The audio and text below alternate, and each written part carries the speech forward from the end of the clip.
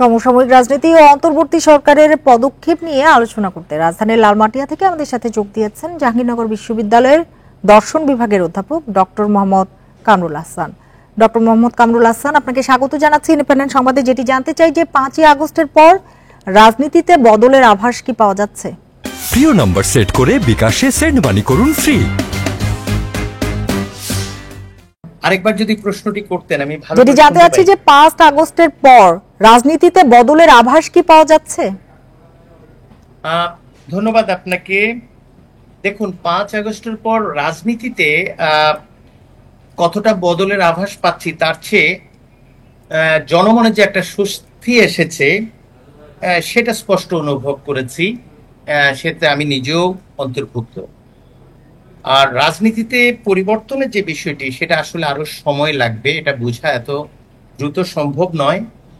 তবে আমি মনে করি যে অন্যায়ভাবে যারা কারাবরণ করছিল তাদের মুক্তি এবং অন্যায়ভাবে যারা বিভিন্ন জায়গায় নিয়োগ পায়নি শুধু রাজনৈতিক পরিচয়ের কারণে বা কোনো একটি সম্পর্কের কারণে, সেরকম অন্যায্য যে ব্যবস্থার মধ্যে যারা ছিল তাদের এক ধরনের মুক্তি, এবং সর্বোপরি শিক্ষার্থীদের যে ইতিবাচক এই আন্দোলন এবং সকল মহলকে অন্তর্ভুক্ত করে যে পরিবর্তন অর্থাৎ 24-এর মুক্তিযুদ্ধটি করেছে, সেখানে কিন্তু একটা স্বপ্ন তৈরি হয়েছে সবার।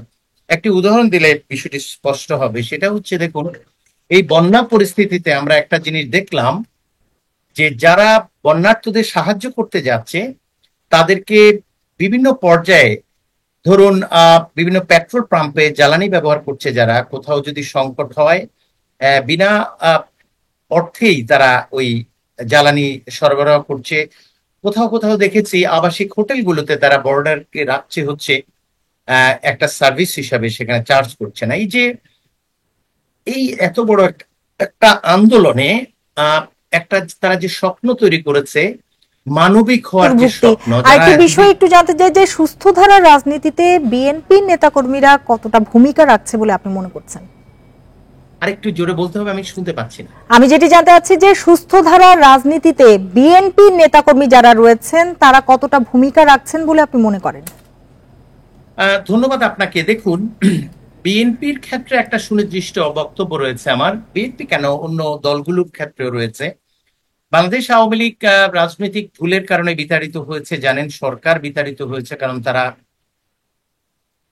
রাজনীতি বাদ দিয়ে শুধু ক্ষমতাটাকে আশ্রয় করেছে, এবং ক্ষমতা চলে যাওয়ার পর তারা রাজনীতিতে আর কোনো স্থান না থাকার কারণে রাজনীতি থেকে বিতাড়িত হচ্ছে, এবং কেউ কেউ দেশ ছাড়তে বাধ্য হয়েছে।